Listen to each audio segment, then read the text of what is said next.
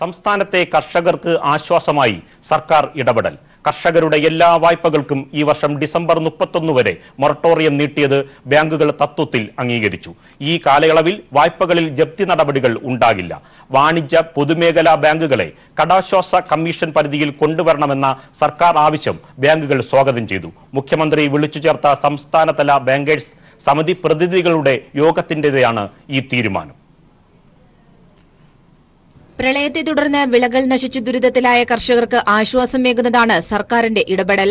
അടുത്ത ഒരു വർഷത്തേക്ക് കർഷകരുടെ കാർഷികേതര വായ്പകളിൽ ജപ്തി നടപടികൾ ഉണ്ടാകരുതെന്ന മുഖ്യമന്ത്രിയുടെ ആവശ്യം ബാങ്കുകൾ അംഗീകരിച്ചു. കടാശ്വാസ പരിധി 2 ലക്ഷമാക്കിയതും ബാങ്കേഴ്സ് സമിതി അംഗീകരിച്ചതായി കൃഷിമന്ത്രി VS സുനിൽകുമാർ പറഞ്ഞു. കർഷകരെടുത്തിരിക്കുന്ന കാർഷിക ലോണുകൾ മാത്രമല്ല, കർഷകര് കൃഷി ഉപജീവന മാർഗമായിട്ടുള്ള കർഷകരെടുത്തിരിക്കുന്ന കാർഷികേതര ലോണുകൾ അടക്കമുള്ള എല്ലാ ലോണുകൾക്കും ഡിസംബർ മാസം 31 വരെ മൊറട്ടോറിയം പ്രഖ്യാപിക്കണമെന്ന സംസ്ഥാന ഗവൺമെൻറ്റിൻ്റെ നിർദ്ദേശം SLBC യോഗത്തിൽ അവർ തത്വത്തിൽ അംഗീകരിച്ചിരിക്കുകയാണ്. ഈ മൊറട്ടോറിയം പ്രഖ്യാപിച്ചിരിക്കുന്ന മേഖലകളിൽ, ആ പ്രദേശങ്ങളിൽ ടൈം ബാർ അവർക്ക് വെയ്വ് ചെയ്ത് കൊടുക്കാൻ വേണ്ടി സർക്കാർ ഉത്തരവിറക്കാൻ വേണ്ടി തീരുമാനിച്ചിരിക്കുകയാണ്. അടുത്ത ഒരു വർഷത്തേക്ക് കർഷകരുടെ കാർഷികേതര വായ്പകളിൽ സർഫാസി നിയമത്തിന്റെ അടിസ്ഥാനത്തിലുള്ള ഒരു നടപടിയും എടുക്കില്ലെന്ന് ബാങ്കുകൾ സർക്കാരിന് യോഗത്തിൽ ഉറപ്പു നൽകി. ഇതിനായി റിസർവ് ബാങ്കിന്റെ പ്രത്യേക അനുമതി വാങ്ങാനും തീരുമാനമായി. വാണിജ്യ പൊതുമേഖലാ ബാങ്കുകളെ കടാശ്വാസ കമ്മീഷൻ പരിധിയിൽ കൊണ്ടുവരണമെന്ന സർക്കാർ ആവശ്യം ബാങ്കേഴ്സ് സമിതി സ്വാഗതം ചെയ്തു. ഇടുക്കിയിലെ സ്ഥിതിഗതികൾ നാളെ കൃഷിമന്ത്രി VS സുനിൽകുമാർ ജില്ലാതല ബാങ്കേഴ്സ് സമിതി യോഗത്തിൽ പങ്കെടുത്തുകൊണ്ട് വിലയിരുത്തും. പഞ്ചായത്ത് തലത്തിലും ഇനി കർഷകരുടെ യോഗം വിളിക്കാൻ തീരുമാനമായിട്ടുണ്ട്. അവിടെ ബാങ്ക് ഉദ്യോഗസ്ഥരെയും കർഷകരെയും ഒന്നിച്ചിരുത്തിയാകും യോഗം നടത്തുക. നേരത്തെ വായ്പയെടുത്ത കർഷകർക്ക് പുതിയ വായ്പ നിഷേധിക്കരുതെന്നും ബാങ്കേഴ്സ് സമിതിയോട് സർക്കാർ ആവശ്യപ്പെട്ടിട്ടുണ്ട്. ഇപ്പോൾ പ്രഖ്യാപിച്ച എല്ലാ നടപടികളും റിസർവ് ബാങ്കിന്റെ അനുമതിയോടെയാകും നടപ്പാക്കുക. ഇതിനായി ഈ മാസം 12-ന് സഹകരണ മന്ത്രി കടകംപള്ളി സുരേന്ദ്രൻ RBI ഉദ്യോഗസ്ഥരുമായും കൂടിക്കാഴ്ച നടത്തും. News bureau, Thiruvananthapuram. അയോധ്യ ഭൂമി തർക്കക്കേസിൽ വാദം പൂർത്തിയായി. കേസ് വിധി പറയാനായി മാറ്റി. വിശദമായ വിവരങ്ങളുമായി ഡൽഹിയിൽ നിന്ന് സന്തോഷ് സെർലിംഗ് ചേരുന്നു. അയോധ്യ തർക്ക ഭൂമി കേസ് വാദം പൂർത്തിയായിരിക്കുന്നു. എന്തൊക്കെയാണ് വിശദാംശങ്ങൾ സന്തോഷ്? നൃപൻ, ഇന്ന് പ്രധാനമായും സുപ്രീം കോടതി കക്ഷികളോട് ചോദിച്ചത് ഈ കേസ് ഒത്തുതീർപ്പാക്കാൻ ഒരു ഇടനിലക്കാരനെ വയ്ക്കണമോ വേണ്ടയോ എന്നതായിരുന്നു. മധ്യസ്ഥ ചർച്ചകളിലൂടെ മാത്രമേ ഈ വിഷയത്തിലെ വൈകാരിക പ്രശ്നം പരിഹരിക്കാനാകൂ എന്നാണ് സുപ്രീം കോടതി ബെഞ്ചിലുണ്ടായിരുന്ന SS ബോബ്ഡെ വ്യക്തമാക്കിയത്. എന്നാൽ കക്ഷികൾ ഇക്കാര്യത്തിൽ 2 ഭാഗത്താണ് എത്തിയത്. ഒന്ന്, ഹിന്ദു സംഘടനകളാകട്ടെ മധ്യസ്ഥ ചർച്ചയിലൂടെ പ്രശ്നം പരിഹരിക്കാനാകില്ല എന്ന് വ്യക്തമാക്കിയ 2 കാരണങ്ങളാണ് അവർ പറഞ്ഞത്. ഒന്ന്, ഇതിനു മുമ്പും അയോധ്യ കേസ് മധ്യസ്ഥ ചർച്ചയിലൂടെ പരിഹരിക്കാൻ ശ്രമിച്ചിട്ടുണ്ട്, അത് പരാജയപ്പെട്ടിട്ടുണ്ട്. രണ്ടാമത്തേത്, ഈ തർക്കഭൂമിയിലാണ് ശ്രീരാമൻ ജനിച്ചത്. അതുകൊണ്ട് തന്നെ രാമജന്മഭൂമിയിൽ തന്നെ ക്ഷേത്ര നിർമ്മാണം വേണം, അതിലൊരു മാറ്റവുമില്ല. ആ നിലപാട് മധ്യസ്ഥ ചർച്ചയിൽ ആ നിലപാടിൽ നിന്ന് പിന്നോട്ട് പോകാനാകില്ല. ആ സാഹചര്യത്തിൽ മധ്യസ്ഥ ചർച്ചയിലൂടെ പ്രശ്നം പരിഹരിക്കാനാകില്ല. ഇക്കാര്യത്തിൽ സുപ്രീം കോടതി തീരുമാനം തന്നെ വേണം. ഇങ്ങനെ ഈ 2 കാരണങ്ങൾ അവർ പറഞ്ഞു. അതേസമയം മുസ്ലിം സംഘടനകൾ ഇക്കാര്യത്തിൽ പറഞ്ഞത് കോടതി മേൽനോട്ടത്തിലാണെങ്കിൽ മധ്യസ്ഥ ചർച്ചകളാകാമെന്നാണ്. ഈ ചർച്ചകൾ കൂടുതൽ പുരോഗമിക്കുമ്പോൾ കോടതി തന്നെ പറഞ്ഞു മധ്യസ്ഥ ചർച്ചകൾ ഇനി ലക്ഷ്യം കാണില്ല എന്നാണോ പറയുന്നത് എന്നുവരെ കോടതി ചോദിച്ചു. എന്തായാലും ഇക്കാര്യത്തിൽ ഒരു കോടതി വാദം പൂർത്തിയാക്കി. തീർപ്പാക്കിയുള്ള ഉത്തരവ് പിന്നീട് കോടതിയിൽ നിന്നുണ്ടാവുകയും ചെയ്യും. സന്തോഷ്, വിവരങ്ങൾ വ്യക്തമാണ്.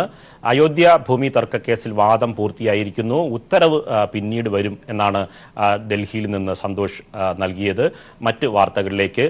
ചർച്ച് ആക്ട് ഉണ്ടാകില്ലെന്ന് മുഖ്യമന്ത്രി ഉറപ്പ് നൽകിയെന്ന് ക്രൈസ്തവ സഭാ മേലധ്യക്ഷന്മാർ. മുഖ്യമന്ത്രിയുമായി നടത്തിയ കൂടിക്കാഴ്ചയിലാണ് ഉറപ്പ് ലഭിച്ചതെന്നും മതമേലധ്യക്ഷന്മാർ അറിയിച്ചു. വിവരങ്ങളുമായി തിരുവനന്തപുരത്ത് നിന്ന് ലെസ്ലി ജോൺ ചേരുന്നു. എന്താണ് ഇത് സംബന്ധിച്ച വിവരങ്ങൾ ലെസ്ലി?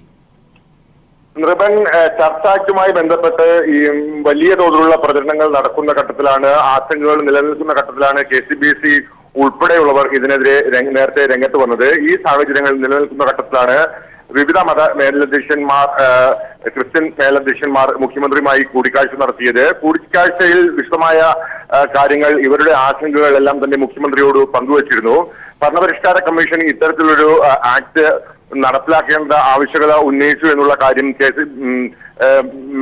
മെത്രാപ്പോലിത്തമാർ മുഖ്യമന്ത്രിയെ അറിയിച്ചു. എന്നാൽ ഇതുമായി ബന്ധപ്പെട്ട് തുടർ നടപടികൾ ഉണ്ടാകില്ല എന്നുള്ള ഉറപ്പ് മുഖ്യമന്ത്രി നൽകിയതായി പിന്നീട് മലങ്കര കത്തോലിക്ക ആർച്ച് ബിഷപ്പ് ബെസോലിയോസ് മാർ ക്ലീമീസ് മാധ്യമങ്ങളോട് പങ്കുവെക്കുകയും ചെയ്തു. ഒപ്പം കത്തോലിക്ക ആർച്ച് ബിഷപ്പ് സൂസപ്പാക്യവും മുഖ്യമന്ത്രിയെ കാണാനുണ്ടായിരുന്നു. എന്തായാലും വലിയ തോതിലുള്ള ആശങ്ക ഈ മേഖലയിൽ ക്രിസ്ത്യൻ മതവിഭാഗത്തിന്റെ ഉണ്ട് എന്നുള്ളത് കൊണ്ട് ഈ ആശങ്ക മുഖ്യമന്ത്രിയെ ധരിപ്പിക്കുകയും ചെയ്തു. എന്തായാലും മുഖ്യമന്ത്രി നൽകിയ ഉറപ്പിന്മേലാണ് ഇപ്പോൾ ഇവർ കൂടിക്കാഴ്ചയ്ക്ക് ശേഷം മടങ്ങിയിരിക്കുന്നത്.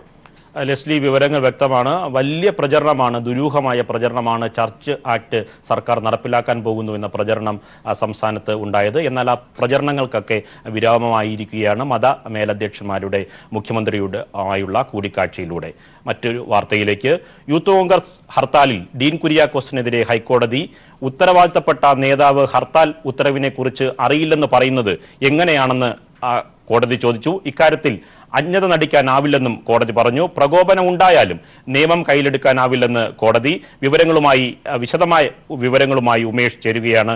എന്താണ് ഈ ഡീൻ കുര്യാക്കോസിന്റെ ഹർത്താൽ ആഹ്വാനത്തിനെതിരെ നിശിതമായ വിമർശനമാണ് ഹൈക്കോടതിയിൽ നിന്ന് ഉണ്ടായിരിക്കുന്നത്? വിശദമായ വിവരങ്ങൾ എന്തൊക്കെയാണ്?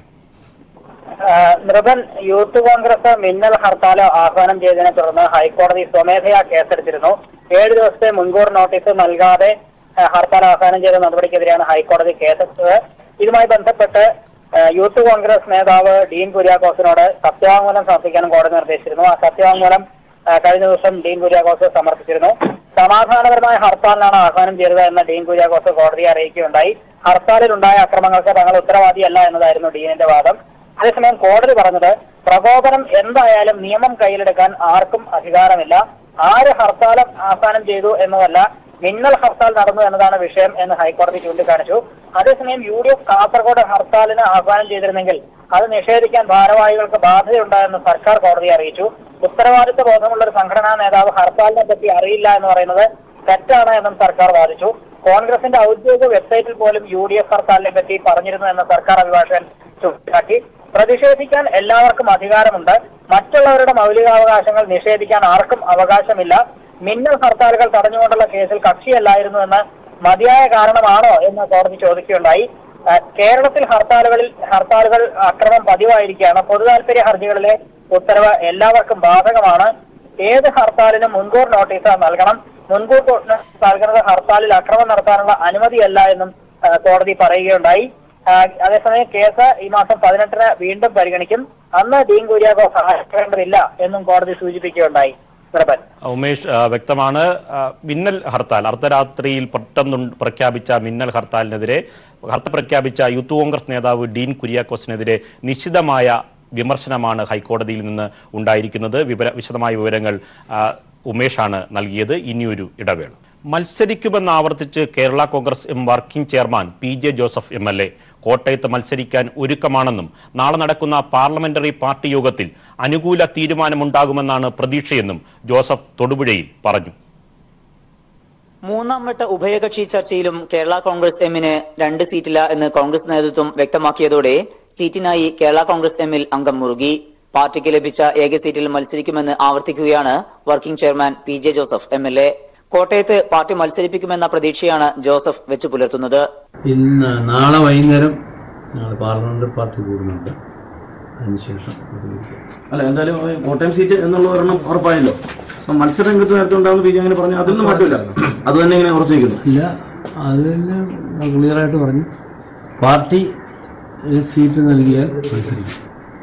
അതേസമയം ജോസഫിനെ മാണി വിഭാഗം തഴയാനുള്ള സാധ്യതയാണ് കാണുന്നത്.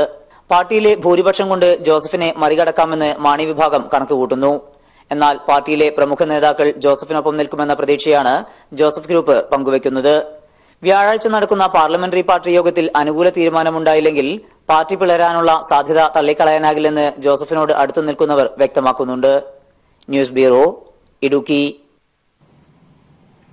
ജയസാധ്യതയാണ് 20 സീറ്റുകളിലും LDF പരിഗണിക്കുന്നതെന്ന് CPI സംസ്ഥാന സെക്രട്ടറി കാനം രാജേന്ദ്രൻ. CPIയുടെ സ്ഥാനാർത്ഥി പട്ടിക ദേശീയ എക്സിക്യൂട്ടീവിന് നൽകുകയാണ് ചെയ്തത്. 8-ന് LDF യോഗത്തിന് ശേഷം ഔദ്യോഗികമായി സ്ഥാനാർത്ഥി പ്രഖ്യാപനം ഉണ്ടാകുകയെന്നും കാനം രാജേന്ദ്രൻ പറഞ്ഞു. തൃശൂർ ലോക്സഭാ സ്ഥാനാർത്ഥിയുമായി ബന്ധപ്പെട്ട് യാതൊരു വിവാദവുമില്ലെന്ന് CPI ജനറൽ സെക്രട്ടറി സുധാകർ റെഡ്ഡിയും വ്യക്തമാക്കി. CN ജയദേവൻ തന്നെയാണ് രാജാജി മാത്യു തോമസിന്റെ പേര് നിർദ്ദേശിച്ചതെന്നും സുധാകർ റെഡ്ഡി പറഞ്ഞു. അതിപ്പോൾ വിജയസാധ്യത ആണ് ഞങ്ങളുടെ പ്രധാന പരിഗണന. അപ്പോൾ ജയിക്കാൻ ഇപ്പോൾ അവിടെ പറ്റിയ സ്ഥാനാർത്ഥി ആരാണ് എന്ന് നോക്കുക. അതാണ് LDF ചെയ്തിട്ടുള്ളത്. 8-ാം തീയതി ഉച്ചയ്ക്ക് ശേഷം LDF യോഗം കൂടുന്നുണ്ട്. അതിനുശേഷം ഔദ്യോഗികമായി സ്ഥാനാർത്ഥി ലിസ്റ്റ് പ്രസിദ്ധീകരിക്കും. There is no controversy. As far as I know, I never heard about any such controversy. And that the district party, as I know, has recommended his name also. His name was first, but he declined to contest. മുസ്ലിം ലീഗിന്റെ 3ാം seat എന്ന ആവശ്യത്തിൽ അന്തിമ തീരുമാനമായില്ല. യോഗം 9-ന് വീണ്ടും ചേരുമെന്ന് കുഞ്ഞാലിക്കുട്ടി. വിവരങ്ങളുമായി സോലിക് ചേരുന്നു. അതായത് 3ാം സീറ്റ് എന്ന വാദത്തിൽ ഇപ്പോഴും ലീഗ് ഉറച്ചു നിൽക്കുകയാണോ? എന്തൊക്കെയാണ് വിശദാംശങ്ങൾ? നിർബൻ 3ാം സീറ്റ് എന്ന ആവശ്യത്തിൽ മുസ്ലിം ലീഗ് ഉറച്ചു തന്നെ നിൽക്കുകയാണ്. ഇക്കാര്യത്തിൽ ഒരു തീരുമാനത്തിലെത്താൻ ലീഗ് നേതൃത്വത്തിന് കഴിഞ്ഞിട്ടില്ല. കോൺഗ്രസുമായും UDF-ലും ചർച്ചകൾ തുടരുകയാണ്. വരും ദിവസങ്ങളിലും ചർച്ചകൾ ഉണ്ടാവുമെന്ന് PK കുഞ്ഞാലിക്കുട്ടി അറിയിച്ചു. കോൺഗ്രസ് ലീഗിന് മുമ്പിൽ വെച്ചിട്ടുള്ള നിർദ്ദേശങ്ങൾ ലീഗ് വിട്ടു നൽകിയ രാജ്യസഭാ സീറ്റ് തിരിച്ചു നൽകുക, അതോടൊപ്പം തന്നെ വരുന്ന നിയമസഭയിലേക്ക് ഒരു സീറ്റ് കൂടി അധികം നൽകുക തുടങ്ങിയ ബദൽ നിർദ്ദേശങ്ങളാണ് കോൺഗ്രസ് മുസ്ലിം ലീഗിന്റെ മുൻപിൽ വെച്ചിട്ടുള്ളത്. ഇക്കാര്യങ്ങൾ പ്രവർത്തക സമിതി ഉന്നതാധികാര സമിതി ചർച്ച ചെയ്തു. എന്നാൽ 3ാം സീറ്റ് വേണമെന്ന ഒരു ആവശ്യം നിലനിൽക്കുന്ന സാഹചര്യത്തിൽ ഇക്കാര്യത്തിൽ ചർച്ചകൾ തുടരുമെന്നാണ് PK കുഞ്ഞാലിക്കുട്ടി യോഗത്തിന് ശേഷം വിശദീകരിച്ചത്. ഈ മാസം 9-ന് അതായത് അടുത്ത ശനിയാഴ്ച മുസ്ലിം ലീഗിന്റെ സംസ്ഥാന പ്രവർത്തക സമിതി കോഴിക്കോട്ട് ചേരുന്നുണ്ട്. ഇതിനു മുമ്പായി തന്നെ ഇക്കാര്യത്തിൽ ഒരു അന്തിമമായി തീരുമാനത്തിലെത്തുക എന്നതാണ് ലീഗിന്റെ ലക്ഷ്യം. സ്ഥാനാർത്ഥികളെ സംബന്ധിച്ച് നിലവിലെ 2 സ്ഥാനാർത്ഥികളും പൊന്നാനിയിൽ ET മുഹമ്മദ് ബഷീറും മലപ്പുറത്ത് PK കുഞ്ഞാലിക്കുട്ടിയും മാറേണ്ടതില്ല എന്നാണ് മുസ്ലിം ലീഗിലെ പൊതുവായ ഒരു ധാരണ. ഇന്ന് നടന്ന ഉന്നതാധികാര സമിതിക്ക് മുൻപ് സമസ്ത നേതാക്കളും ഇന്ന് പാണക്കാടെത്തി കൂടിക്കാഴ്ചകൾ നടത്തിയിരുന്നു. ഇതിന്റെ എല്ലാം പശ്ചാത്തലത്തിലാണ് 3ാം സീറ്റ് എന്ന ചർച്ചയിൽ മുന്നോട്ട് പോകാൻ ലീഗ് തീരുമാനിച്ചിരിക്കുന്നത്. നിർബൻ കാര്യങ്ങൾ വ്യക്തമാണ് സോലിക്. ഇനിയൊരു ഇടവേള.